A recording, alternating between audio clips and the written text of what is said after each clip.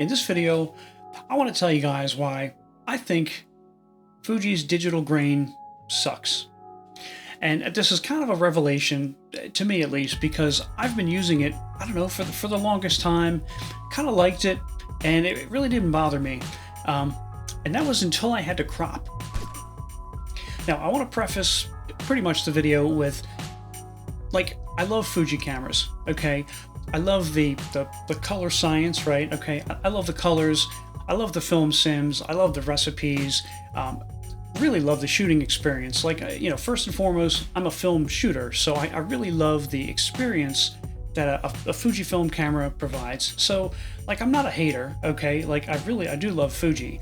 However, I really totally changed my mind on this digital grain.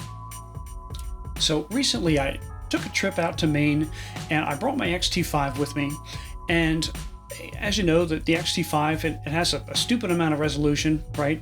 It's got like plenty of resolution, plenty of megapixels, and I thought to myself, you know what? I've got wiggle room now, right? I've got plenty of I don't know, some options. I could shoot, maybe like overshoot a little bit, crop in. I don't have to be, pretty perfect with everything. And I was wrong. I didn't think about, if I'm going to crop in, that's going to explode the grain and make that larger, make it more pronounced. And when I really started like looking at the grain, the digital grain in these images, I'm kind of like not really liking it that much.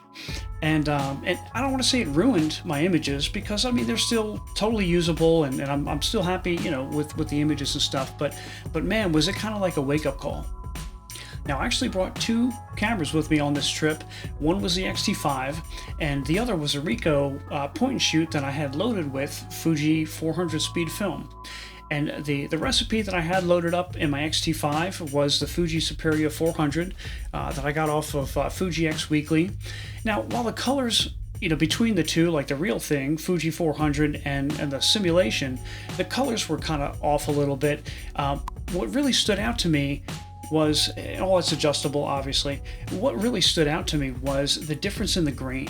How the real thing, okay, the grain in the shadows is very, very different than the grain in like your digital image. It's basically just like a stamp or a filter that you're slapping on the whole thing. It doesn't interact like it would normally, like an actual emulsion would with light. So I don't know, aside from being the whole, it's pronounced when you zoom in, I also didn't like the fact that it's not actually like true to life grain. Now, it's not all tears and lost photos. I did come away with a couple good shots, at least a few that I was happy with. I'll show those now. These are shot on the XT5, and again, this is that Fuji X Superior recipe.